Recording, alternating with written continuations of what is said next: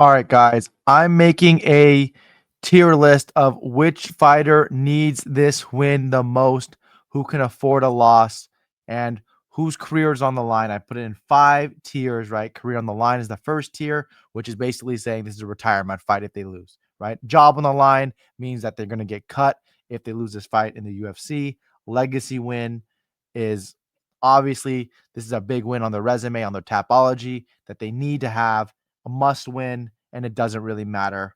Let's start with number one. But before I start, can you please like this video and subscribe to my channel? I got a big boost from Mike Finch MMA. Mike Finch, my friend. Thank you so much. I got a big boost from him. Can you guys please keep going and like and subscribing to my channel? I really appreciate it. I post every single day, sometimes twice a day. Hopefully, you guys enjoy it. Next, all right. First, Islam Makhachev. Where does this guy belong? This is a legacy win. Obviously, his career is not on the line, but honestly, I could probably see his career being on the line if he loses this fight. I mean, can you imagine Islam Makhachev losing again? I mean, I know he lost to Adriano Martins in long time ago, right? A fluke knockout. I mean, I'm not even a Dagestan or a Dagestani fan. I'm not that, but let's call a spade a spade. He wins that fight probably 49 out of 50 times, and that was that one time out of 50 where Martins got the job done. So Islam legacy win. Obviously, he will become probably the GOAT or the second GOAT. Probably passes GSP if he wins this fight. I mean, he has a very, very good record.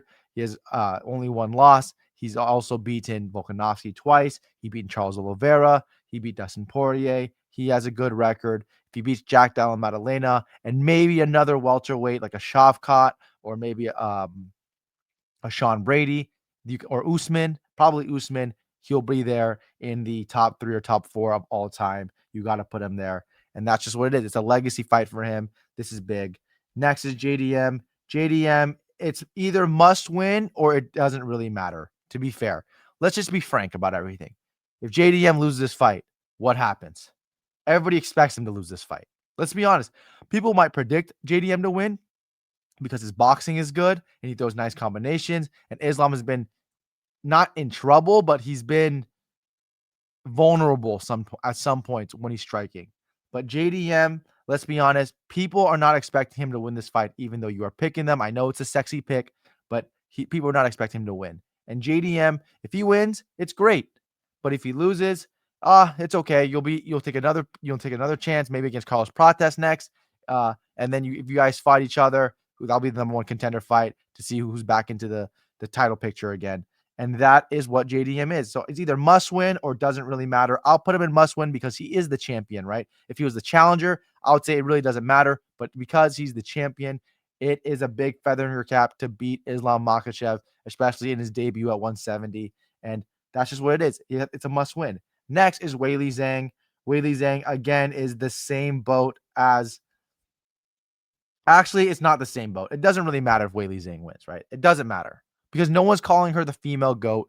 Everybody knows Amanda Nunes is. Everybody knows second is either it's a Valentina Shevchenko. So it really doesn't matter where you put Weili. She already has those 2 losses to Rose. So it's hard to put her in that GOAT conversation when she has 2 losses to Rose, one via head kick KO, which people could have called fluky, but she followed it up with another win, a decision win, which was a close fight. I thought Weili won, but it was a close fight, and Rose got the nod. So you cannot put Weili in the GOAT conversation. And if she beats Valentina, people will just say Valentina was old. Will she beat prime Valentina? But if Valentina wins, then she'll be getting all the praise. So it's not really a win-win situation for Weili Zhang.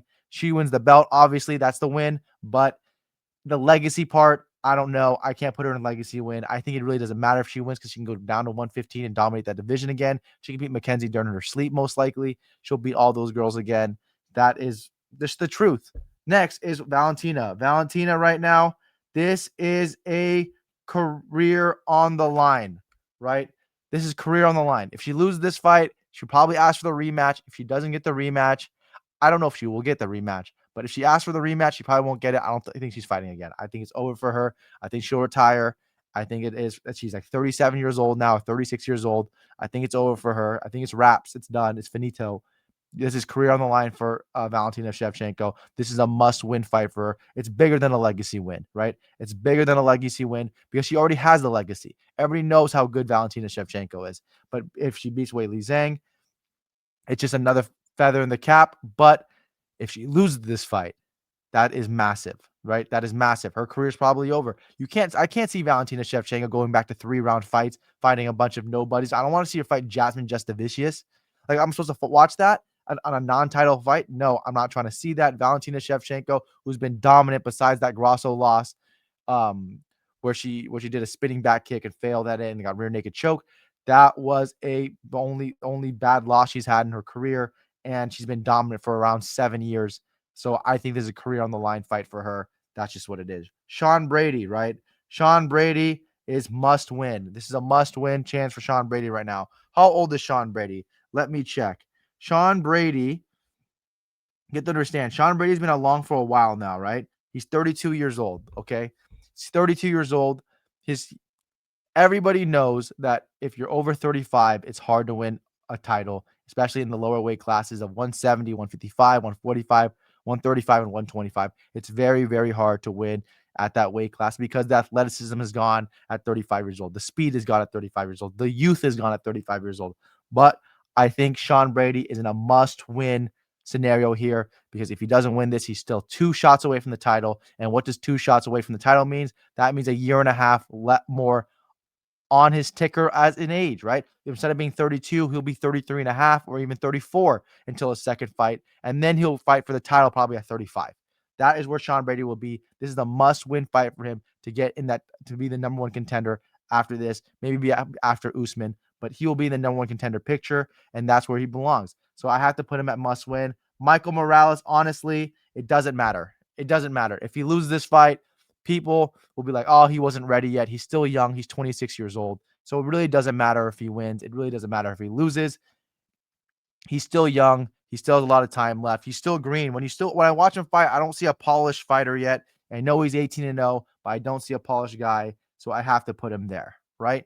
That's fair. Next is Leon Edwards. Leon Edwards is obviously career on the line, right? Leon Edwards is clearly just fighting for money. I mean, let's just be honest. This guy doesn't even try anymore. For Sean Brady, that was one of the worst, most pathetic performances I've seen from an ex-champion, right? It was bad. It was extremely, maybe Johnny Hendricks for Paulo Costa a long time ago, but that was really bad when I watched Leon Edwards versus Sean Brady, right? He didn't look like he didn't even try in that fight. Bilal Muhammad, he slept walked through the first three rounds until he got dropped on his head in the first or second. He was bad in that fight as well. And then Kamaru Usman fight, let's just be honest, the first fight he was getting dominated, even though he mounted him in the first round, but he lost the next 4 rounds until that KO head kick in the last minute. So Leon Edwards hasn't been looking sharp for the last 3 or 4 years now. Let's just call a spade a spade. Leon Edwards is not looking sharp. This is a career defining moment for him. Is he going to quit or is he going to be resilient and try to take down Carlos Prates, take his back, try to choke him out, do something where we see the Rocky Edwards that everybody liked when he was on the come up, when he was beating Gunnar Nelson, when he was beating RDA, when he was beating all these guys. Is he going to be like that, or is he going to fold like we saw versus Sean Brady and like we saw versus Bilal? Next is Carlos Prates. Carlos Prates is in a it's close between must win or doesn't really matter, right? Because Carlos Prates, he's very exciting. I think it doesn't matter. He's 32 years old. I know he's older, but do we expect Carlos Prates to be a champion? Do we actually expect that? I know he's a fun fighter. He's fun to watch. He's rangy. He's like a spider. You know, they call Anderson Silva the spider, but he's more of a spider. The way his arms are just long and he uses that long frame and the knees, and he has Muay Thai tatted on his chest. Like that's a straight freaking that's a straight favela hoodlum, you know? That's what Prates is. He is good. He's a good fighter. He's a really, really good striker. He's a sniper.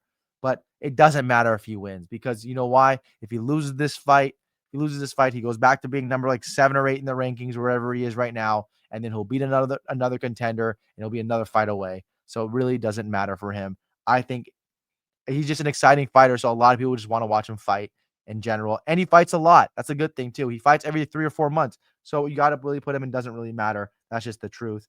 Next is Beneil Dariush. I think Beneil Dariush is career on the line, right? He's older. He's really old. And he doesn't look like he doesn't look sometimes like he's lost a step, but most times it looks like he lost a step. At some points in that Moicano fight, I'm like, damn, that's still the same Beneil Dariush that beat Matus Gamrot, right?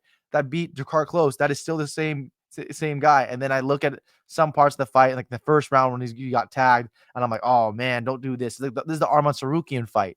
But then Beneil Dariush, his career's on the line right now. It's either retire or be out of the rankings, and he's gonna fight some other guys that he doesn't want to fight, like Fares Ziam or like some other 155ers that are on the come up. So you have to put him on career on the line. He's probably gonna retire if he loses again. I mean, he just had a kid.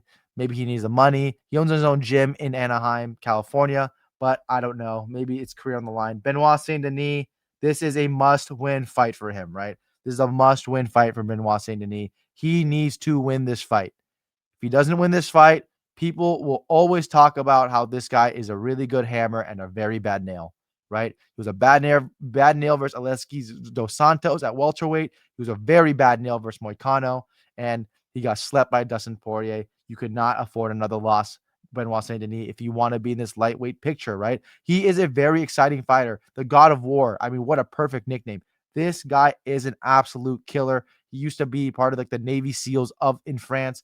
He is an amazing fighter. He has no striking. He just throws a high kick, but who cares? He beat the dog shit out of freaking Mauricio Hufi. He's a good fighter. I got to put him in must win because he needs to win this fight. He is older as well, right? He's older as well, and he's lower in the rankings. He's 29 years old, so he still has time. But but people are going to be willing to fight him instead of not willing to fight him later on if he keeps losing against like decent grapplers. Like Beneil Dariush is a good grappler, so I gotta put it there. But Renato Moicano is a decent grappler. Next, I have Bo Nickel. Bo Nickel is career on the line. Can you imagine Bo Nickel fighting? Can you imagine Bo Nickel fighting if he loses again? I mean, I can't. I don't think he's an actual fighter. That's the thing. I think he does this sport because he can make money in it. He has sponsors, and he's a big name because every wrestler wants to watch him fight. I think that's what it is with Bo Nickel. I can't see. I mean, everybody saw what happened with the RDR fight. He got kneed in the stomach and looked at the referee, basically saying like, "Stop, please." That's what it looked like. That's what it felt like when I was watching that fight. I believe that it's a must win for Bo Nickel. He has to win this fight. His career will be on the line. I cannot see him be fighting if he loses this fight. He'll be out. He's already out of the rankings, but he'll be definitely out of the rankings. Probably being fed to some young, hungry guy, maybe Atiba Gautier or something like that, and see where both those stand up. But he is also a little bit older now too. You don't think Bo Nickel is a prospect? He's 7-1. He's 29 years old, so he is still in that prospect territory where he should be in the top 15, like he was when he beat Paul Craig. He already took a step back. I know it was against RDR, who's a very, very good fighter, but his career will be on the line if he loses this fight. So this is a massive, massive fight for Bo Nickel. Next is Rodolfo Vieira. What do we have with Rodolfo Vieira? This fight doesn't really matter for Rodolfo Vieira. What is he? He's not a top 15 fighter, right? He loses to everybody in the top 15. He lost to Chris Curtis. Who else did he lose to? He lost to Fluffy. He lost to Petrosky. Like, he loses to a lot of fighters that are not, like, they're in the top 20 range or top 23 range of the middleweight division. Then he beats the guys that he should beat. So it doesn't really matter if he wins or loses this fight. Honestly, he's just going to be in that top 30 range in the middleweight. He's a big name. All the jiu-jitsu people like to watch him. So this is a good fight for jiu-jitsu versus wrestlers. This is a great fight for those communities. Next is RoboCop. RoboCop is in must win, right? He has to win. This guy is a berserker, right? He's like 6'9". He's massive. No, realistically, I think he's like 6'5", though. What is RoboCop? RoboCop is 6'3", 185 pounds, 33 years old, allegedly 33. This guy looks 43, but he's 33 years old. It's a must-win fight for him. He needs to be back in the rankings. He lost to Jared Cannonier badly, but he just slept Jack Hermanson, who was actually out of the rankings as well, Jack Hermanson, for some reason. But this is a must-win fight for him. He needs it, and this is just the truth. Next is Roman Kopylov. Roman Kopylov is also in must-win fight. He needs to win it. He's a very exciting striker, but he needs to win this fight if he wants to be a contender in this division. He is also 33 years old, and he has a very good record at 14-4. But he struggled against competition that are better, right? He lost to Paulo Costa. He lost to Hernandez. He's lost to, who else did he lose to? Albert Duraev. These are wrestlers that he's lost to.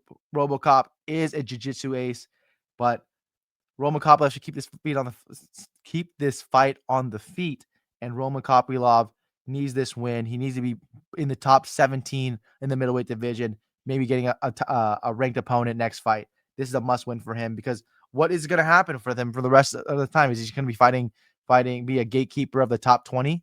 Is that what's going to happen? Next is Erin Blanchfield. Erin Blanchfield is in must win. She needs to win this fight. She needs to win this fight. She needs to win this fight. It's big for her because she is the boogie woman of the 125 division. Nobody wants to fight her. She's a very, very good grappler. She grapples in the blue basement with Renzo Gracie and with the Gracie and John Danaher. She is a big, big, big win for her if she gets this fight. And I think she needs to use her striking more and corral Tracy Cortez. But this is a must-win fight for her.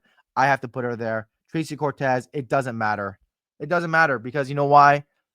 The UFC wants her to win badly. The UFC's like, please, Tracy Cortez, win. We'll do anything for you. We'll put Erin Blanchfield next to the loudest people in the hotel rooms so she can't get any sleep. We'll do anything for you to win. Erin Blanchfield cannot win this fight, but then Tracy Cortez doesn't really need to win this fight because everybody likes Tracy Cortez. She does numbers on social media, right? I was looking at a post where she was getting 50,000 likes on UFC MMA or ESPN MMA, and ESPN MMA Twitter isn't even popping like that. It's like, excuse me, 300 likes usually, and now he's getting 51. So you got to put it there. Tracy Cortez, it doesn't really matter about Tracy Cortez if she wins or not. Let's be honest. It doesn't matter. She'll be in the top 10, then she'll fight some other girl in like the top 15, like Roxanne Modafferi or something like that if she's still around. Next is Malcolm Wellmaker. It doesn't really matter for him if he wins this fight. It doesn't matter if he wins. I mean, no, you know what? It actually matters if he wins. It's a must-win fight for Wellmaker, right? Because he has a lot of hype on him. He needs to continue with the hype. He's undefeated. He's still young. He has that great story of him working construction, right? He's 31 years old. So this is a must-win fight for him. He's actually not as young as I thought he was, but he's young in his MMA career. He's only 10-0. He worked construction. He talked about working construction and then going to MMA practice afterwards. And said, I don't know how he did it sometimes. It was beautiful to listen to, but Malcolm Wellmaker needs to win this fight to stay on the hype train, right? Maybe you give him Cody Haddon's a very good fighter, but maybe you could give Malcolm Wellmaker a ranked opponent after this at 135. Maybe you can give him like a Figueiredo or somebody that believes that they can take Malcolm Wellmaker down and submit him. But next is Cody Haddon. Cody Haddon doesn't really matter because he's new and he's a prospect and people like him. I like him. I think he's a really good boxer. I like his striking. I think he's really good. He has really good takedowns. I think he has really good jiu-jitsu. When he's on the back, he's only lost to Steve Urseg. So it doesn't really matter if he loses this fight because people are expecting him to lose this fight. So it doesn't really matter. I'm thinking that if he wins, he's going to steal all that hype from Malcolm Wellmaker and Cody Haddon. The next Cody Haddon train will come on, and maybe he gets the guy, but he's only 27 years old. He's a great prospect. The UFC and Sean Shelby was looking for this guy for 2 years to get him on Dana White Contender Series. And then finally they got him, and he's a really good fighter. So it doesn't really matter if he wins or loses. He still has another chance again. Next is Cal Dawkins. Cal Dawkins is in must win, right? He's in must win. He had a nice knockout over Michel Pereira. He needs to win this fight. He needs to keep the legacy going. He's having his second stint with the UFC, so he needs to win this fight. He knocked out Michel Pereira. Now they're feeding him a bone with GM3. I mean, this is basically what it is. They're feeding Cal Dawkins a bone. They said, hey, your brother sucks. You used to suck, but you got better. Let's give you Gerald Mearshart, and let's see you highlight KO him so we can put you against a ranked opponent next, and then you can fight somebody half decent, or maybe you fight the winner of Bo Nickel, Rodolfo Vieira, something like that. Next is GM3. His career is obviously on the line. I mean, he's going to retire probably. Or you could actually, you know what? I can just put Job on the line. How about that? No, he's a veteran. You can't do that. Job on the career on the line because you know what is he's an exciting fighter. Be honest, he's an exciting fighter. If I don't miss GM3 fights. I love watching GM3 fight. He's either gonna submit you or he's gonna get knocked out. And that's a beautiful thing. That's what you love. That's the greatness of this sport. You get meme KO'd or he gets a big underdog win via submission. So that's what you like. You got to put him there. Next is Chepe Mariscal. Chepe Mariscal, it doesn't really matter for him because no one really thinks Chepe Mariscal is a player in the 145 division, right? He's good, right? He's a dog. I like Chepe Mariscal, right?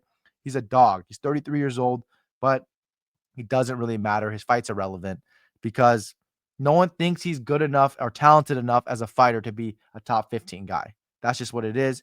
Can he beat Pat Sabatini? Maybe, but it doesn't matter because also Pat Sabatini, I think Pat Sabatini, his job is on the line, right? Because he is a boring wrestler.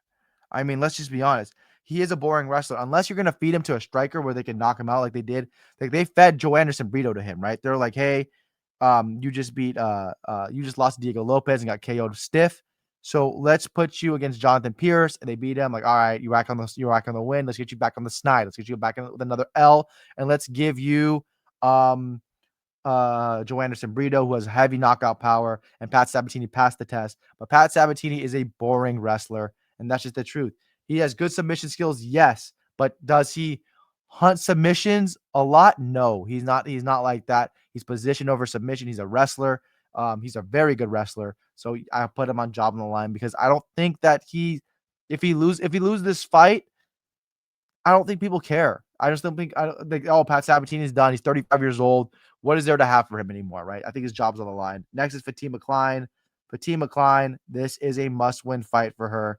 This is a very big fight for Fatima Klein. She's a very, very big prospect. Everybody wanted her, right? PFL wanted her. Bellator at the time wanted her. Everybody wanted Fatima Klein. She is a big name, right? She's a big name in the women's MMA community. She's a very good BJJ girl.